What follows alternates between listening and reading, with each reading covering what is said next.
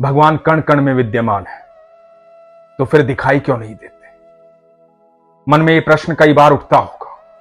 इस प्रश्न का उत्तर जानना चाहते हो तो ये प्रसंग बड़े ध्यान से सुनिए।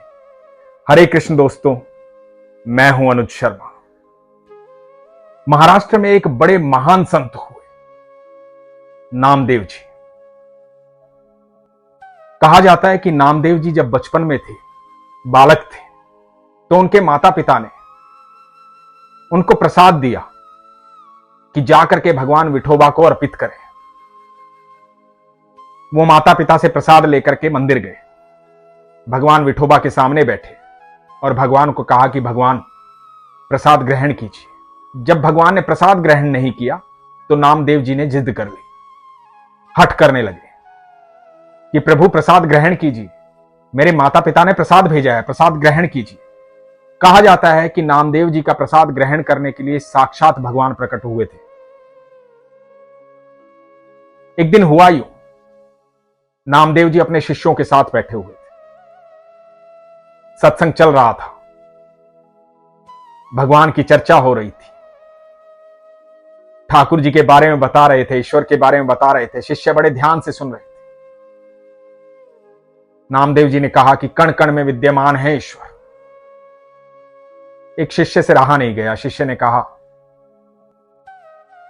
कि गुरुजी, एक बात बताइए, जब ईश्वर कण कण में विद्यमान है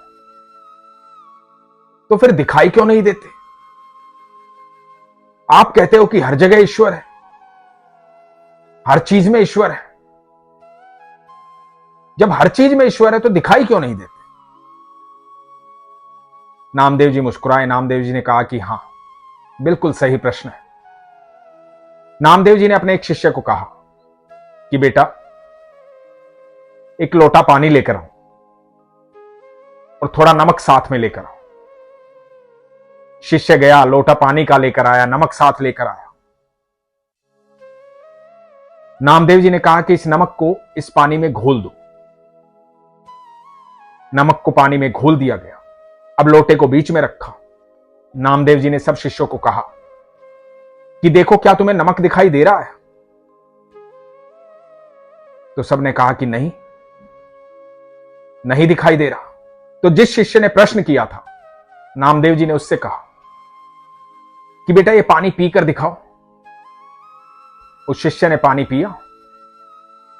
तो नामदेव जी ने कहा, क्या ऐसा लग रहा है कि पानी में नमक है? तो शिष्य ने कहा कि हां गुरुजी, पानी में नमक है। तो नामदेव जी ने कहा कि अच्छा, ठीक है, अब इस पानी को अग्नि पर उबालो। उस लोटे को अग्नि पर रखा गया, उबाला गया। जब सारा पानी भाप बनकर उड़ गया तो नामदेव जी ने कहा कि देखो, अब क्या बचा है? तो शिष्यों ने कहा कि इसमें नमक के कण बचे हैं। नामदेव जी मुस्कुराए। नामदेव जी ने कहा कि जिस प्रकार लोटे में नमक था और तुम्हें उसे पीने के बाद उसकी अनुभूति हुई, जो दिखाई नहीं दे रहा था, लेकिन उसको पीने पर उसका स्वाद आ रहा था, इस प्रकार हम भगवान का अनुभव कर सकते हैं। वो दिखाई नहीं देते हैं, लेकिन जब हम उनकी अनुभूति करना चाहते हैं सच्चे विश्वास के साथ, तो हम उनकी अनुभूति कर सकते हैं। और उसके बाद लोटे को अग्नि पर रखा गया। अग्नि की वजह से पानी भाप बनकर उड़ गया। उसके बाद नमक दिखाई दिया। इसी प्रकार जब तुम अपने सत्कर्मों से, अपने अच्छे कर्मों से, अच्छे विचारों से, उस तप से अपने सारे विकारों को खत्म कर दोगे, जब वो भाप बनकर उड़ जाएंगे, तो तुम्हें भगवान के दर्शन होंगे, भगवान दिखाई देंगे। उसके लिए अच्छे कर्मों का होना अति आवश्यक है। अपने विकारों को दूर करना अति आवश्यक है। सत्कर्मों का होना अति आवश्यक है। तो तुम जब चाहो भगवान के दर्शन कर सकते हो। दोस्तों, नामदेव जी हम सबको यही कहना चाहते हैं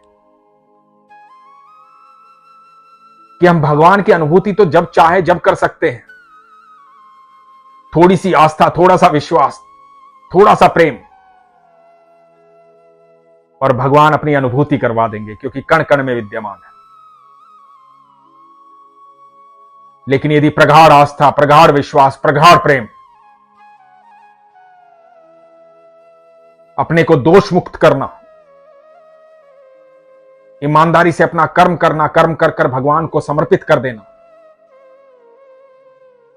भगवान श्री कृष्ण श्रीमद् भगवद गीता में कहते हैं कि कर्म को अपना योग बना लो, कर्म योगी हो जाओ। कर्म योगी कैसे बनोगे? जब निष्काम कर्म करोगे, बिना फल की चिंता के, जो भी कर्म करोगे मुझे समर्पित कर दोगे, तो कर्म कर्म योग हो जाएगा। फिर तुम्हारे सुख दुख पाप पुण्य सब मैं वहन करूंगा। तुम अपने सारे कर्म मुझे समर्पित कर दो, कभी फल की चिंता मत करो। जब आप कर्म योगी हो जाएंगे, सारे कर्म ईश्वर के हो जाएंगे, तो आप प्रारब्धों से मुक्त हो जाएंगे। जब आप प्रारब्धों से मुक्त हो जाएंगे